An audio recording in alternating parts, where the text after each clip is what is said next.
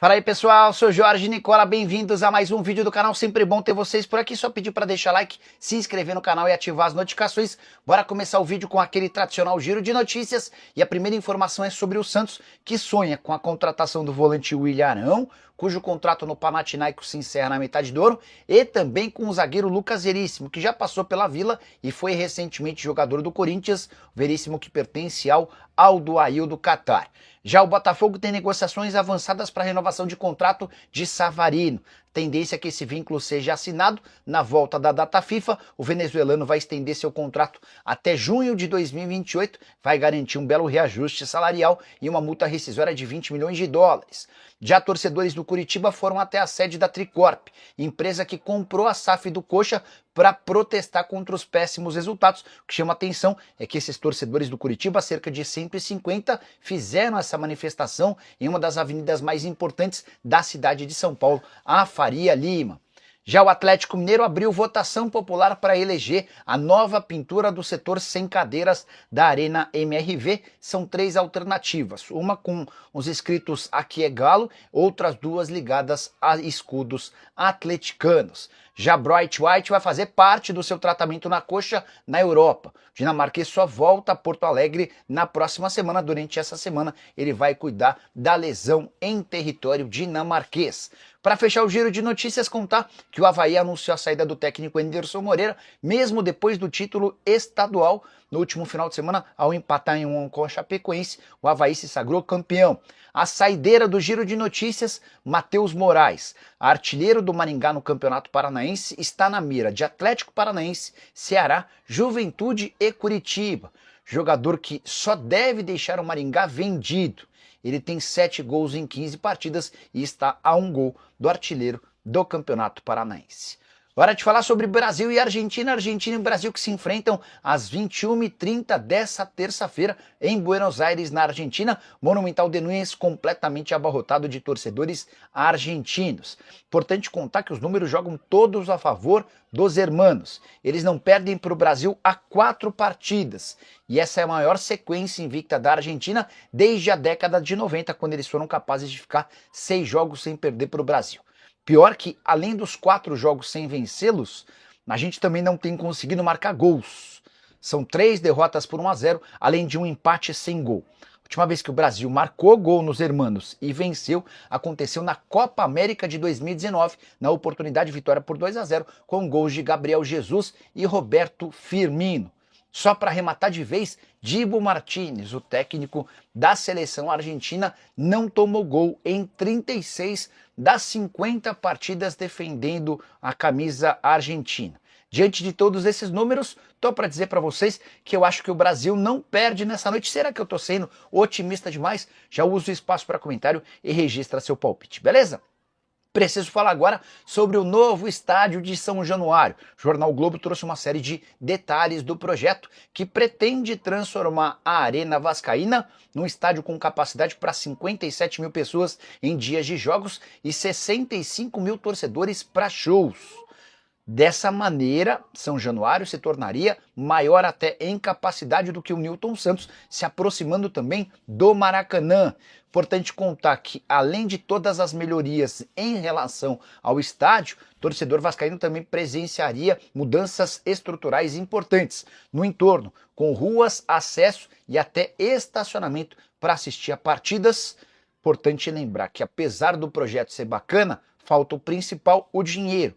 Entre outros problemas, o Vasco não conseguiu vender os naming rights do estádio. E aí, José Roberto Lamáquia, marido da Leila Pereira e dono da Crefisa e da FAM, acabou por não cumprir uma palavra que ele havia dado ao Pedrinho ainda na campanha para presidente. O Pedrinho tinha a garantia do Lamáquia que o ajudaria, mas assim que se tornou presidente, o Lamáquia desistiu desse acordo. Bora falar agora sobre Renato Augusto, que vive fase completamente diferente da que ele se habituou ao longo de toda a carreira. Você sabia que o meio atacante só disputou uma única partida na atual temporada?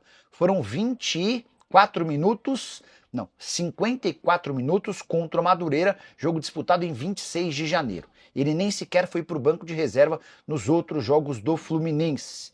Cenário bastante ruim de alguém que vem sofrendo com várias lesões, já tem 37 anos de idade.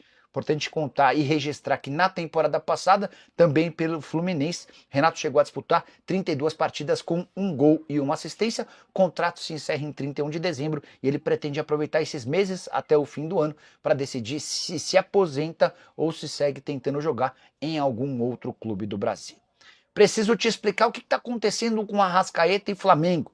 O meia atacante uruguaio, que foi absolutamente decisivo desde 2019, virou tema de debate entre torcedores e influenciadores rubro-negros, alguns deles sacramentando o fim da passagem do Arrasca. O uruguaio, cujo contrato se encerra em dezembro de 2026, já procurou representantes do Fla para tentar uma prorrogação desse vínculo e ouviu que hoje a prioridade do Flamengo é acertar outros contratos, entre eles, por exemplo, os de Gerson e Varela. A verdade é que o Flamengo não tem uma posição tomada sobre oferecer uma prorrogação desse vínculo, especialmente por causa da série de lesões. Na temporada passada, por exemplo, o Arrascaeta jogou menos do que normalmente, também deu menos passes para gol e marcou menos vezes. Foram 43 partidas com 10 gols e 10 assistências. Nesse ano, uma série de pequenas lesões. A última delas, na derrota para a Argentina na última sexta-feira por 1-0, ele foi inclusive desconvocado da partida contra a Bolívia nessa terça-feira e já se sabe que ficará de fora da estreia do Flamengo no Campeonato Brasileiro no fim de semana. E é por conta de todo esse contexto que se discute internamente se vale a pena ou não manter o Arrascaeta. A pergunta para mim é absurda. A manutenção, a saída do Arrascaeta seria um enorme prejuízo, até porque é quase impossível encontrar no mercado alguém capaz de jogar no mesmo nível do Arrasca. A solução precisaria ser encontrada dentro do clube para que ele se lesionasse menos e estivesse mais tempo à disposição. E nesse caso, renovar assim que possível o contrato, até porque meias atacantes com a qualidade dele, na minha visão, está em falta no mercado do Brasil. Hora de falar sobre o Corinthians com informação importante. O Rodrigo Garro deve chegar em plenas condições para enfrentar o Palmeiras nessa quinta-feira na Neoquímica, na decisão do Campeonato Paulista. O meio-atacante argentino, que tem sofrido desde o fim da temporada passada com dores crônicas no joelho, fez em alguns dias tratamento em 3 turnos para se colocar à disposição e ao longo dessa semana tem treinado sem limitações. Vai caber ao técnico Ramon Dias a utilização do atleta ou não. Camisa 8, absolutamente decisivo, foi uma das peças mais importantes na reconstrução do Corinthians na temporada passada, ao lado de Yuri Alberto e também Memphis Depay. Rodrigo Garro, que nem disputou a partida de ida contra o Palmeiras no Allianz Parque, entre outros motivos, por conta do gramado sintético do estádio Alviverde, que poderia agravar a lesão ou esse problema crônico que ele sofre no joelho. Para completar o noticiário alvinegro, contar que Augusto Melo, presidente do Timão, sofreu uma derrota importante na justiça. Ele tentou um novo recurso para impedir o processo de impeachment do qual ele é vítima, ou do qual ele é alvo, né? Conselheiros do Corinthians trabalham e discutem internamente para tirar o presidente sobre uma série de alegações, entre elas o caso Vaidbet. Com a negativa da justiça, segue o processo ainda sem data para uma reunião que poderia determinar a saída do presidente de forma imediata. O Augusto prometeu recorrer e levar o caso, se for necessário, até a última instância em Brasília. Preciso falar agora sobre o Palmeiras, ou melhor, sobre um ex-palmeirense que tem feito enorme sucesso na Inglaterra. Eu me refiro a Vitor Reis, zagueiro de 19 anos de idade, cria da academia e vendido para o Manchester City em janeiro por 232 milhões de euros, melhor, 232 milhões de reais ou 37 milhões de euros. Ele já se valorizou desde então 16 milhões de euros. Figurando numa seleção de jogadores brasileiros que mais valem na Premier League, o principal campeonato do mundo. Essa seleção foi feita pelo Transfer Marketing, um site especializado em dar valor aos atletas. Importante contar que, além de figurar nessa seleção dos brasileiros mais caros da Premier League, o Vitor Reis teve uma valorização de 16 milhões de euros e é o brasileiro que mais se valorizou nesse período de janeiro até março. Ele é também o 4º jogador mais valioso do mundo entre todos os atletas que nasceram no ano de 2006. Você deve estar se perguntando, tá bom, sou palmeirense e o que eu tenho a ver com essa história? Saiba que todos os jogadores do Palmeiras, negociados com clubes da Europa e que se valorizam, que jogam bem e se firmam por lá, garantem ao Palmeiras um status importante. O São Paulo se beneficiou demais dessa fama de bom vendedor e de bom formador de atletas alguns anos atrás, quando negociava jogadores para o exterior. Era o clube que mais faturava com vendas de jogadores. Hoje esse status pertence ao próprio Palmeiras e também ao Flamengo. Bora fechar o vídeo para falar sobre o São Paulo. Quando é que o tricolor vai poder voltar a gastar dinheiro para contratar atletas? Na janela da metade do ano passado, apenas jogadores emprestados, alguns com opção de compra. Na janela desse ano, 4 reforços todos de graça. Oscar, Cédric Soares, Enzo Dias, além do Wendel. Atletas que estavam livres no mercado. E assim continuará sendo na janela da metade do ano e na janela de janeiro de 2026. Segundo Márcio Carlo Magno, superintendente geral do São Paulo e o especialista na parte de finanças, o tricolor só vai poder voltar a gastar com reforços a partir da metade de 2026. Isso se cumprir todas as metas previstas em seu orçamento nos próximos 1 ano e 3 meses. Importante contar que a situação financeira do São Paulo é extremamente complicada. O time tem 900 milhões de reais de dívida e registrou em 2024 mais um déficit bastante elevado, superior aos 100 milhões de reais. De qualquer forma, com a criação do FIDIC, com a parceria muito próxima de ser firmada com o Evangelos Marinax e com uma série de pequenas outras medidas, São Paulo entende que vai primeiro estagnar essa dívida de 900 milhões de reais e depois vai começar a reduzi-la, garantindo assim um maior conforto no fluxo de caixa e, por consequência, um respiro para contratação e investimento para trazer atletas a partir da metade do ano que vem. Só para completar sobre o São Paulo, tricolor que emprestou o atacante Eric para o Vitória, empréstimo até o fim da temporada, com custo de 1 milhão. É isso que o Vitória vai pagar, 1 milhão de reais até dezembro. Se quiser ficar com o jogador, o Vitória vai precisar abrir uma nova negociação com o São Paulo, até porque não há valor estipulado para a compra do atleta. Se você curtiu o vídeo, gostou das notícias, não esquece de deixar like, de se inscrever no canal. Nos encontramos mais tarde. Tchau! Fala, torcedor do Palmeiras. Que alegria te ter por aqui. Essa saiu agora e eu já trago de primeira mão para você. E se você quer ficar por dentro de tudo o que acontece em nosso time, se inscreva agora mesmo para ficar sempre bem informado. Feito isso, vamos à notícia. Imagine um jogador que, em pouco tempo, conquistou a torcida de um dos maiores clubes da Argentina. Milton Giménez, nascido em 12 de agosto de 1996, em Gramburg, Argentina, é esse atleta.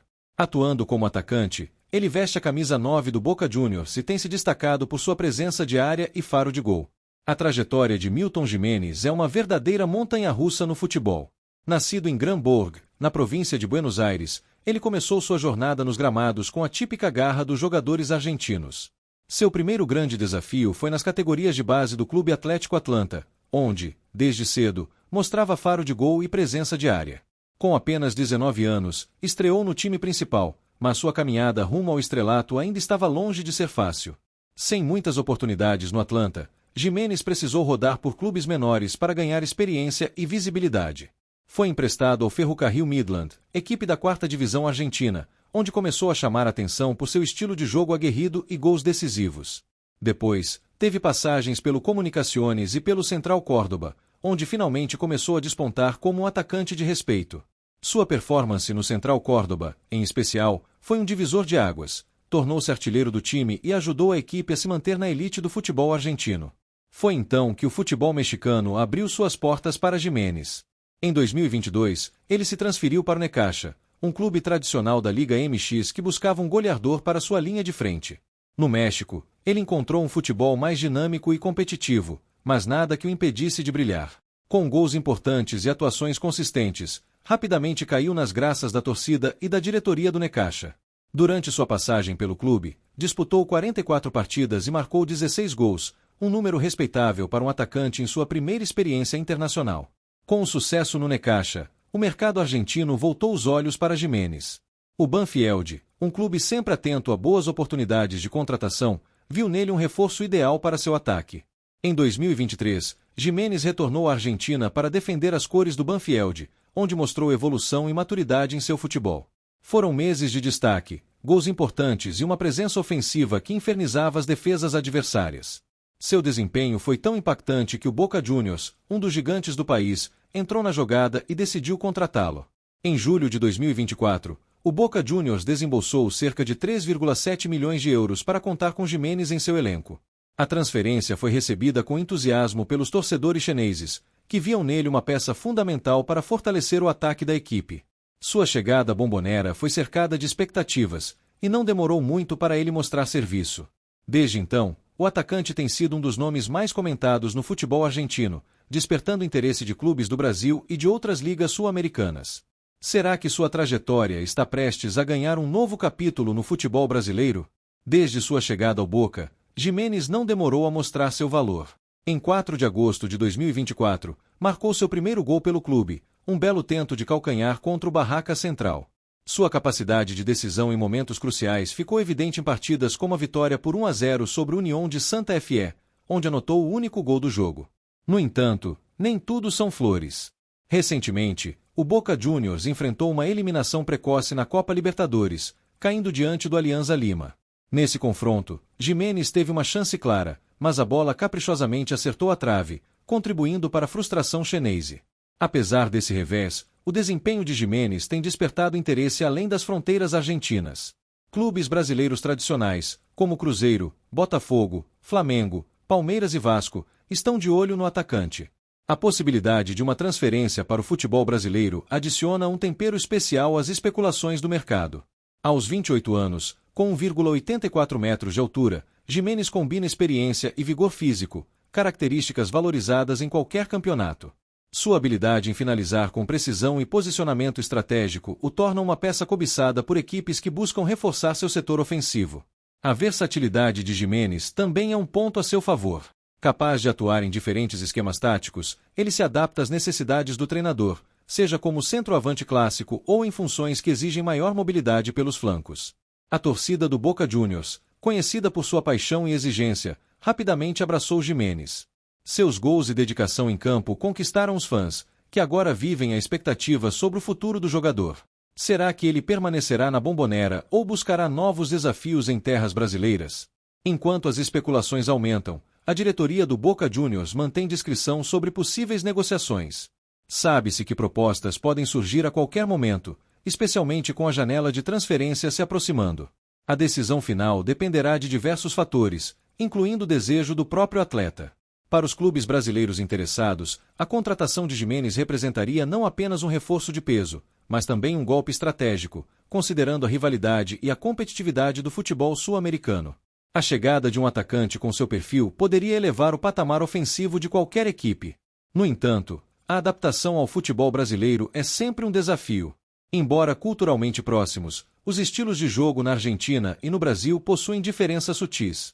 Giménez teria que se ajustar rapidamente às novas dinâmicas, caso uma transferência se concretize.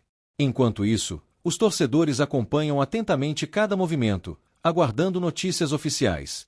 A novela sobre o futuro de Milton Giménez promete capítulos emocionantes nos próximos dias. E você, o que acha dessa possível transferência? Deixe sua opinião nos comentários e não se esqueça de se inscrever no nosso canal para receber todas as atualizações em primeira mão.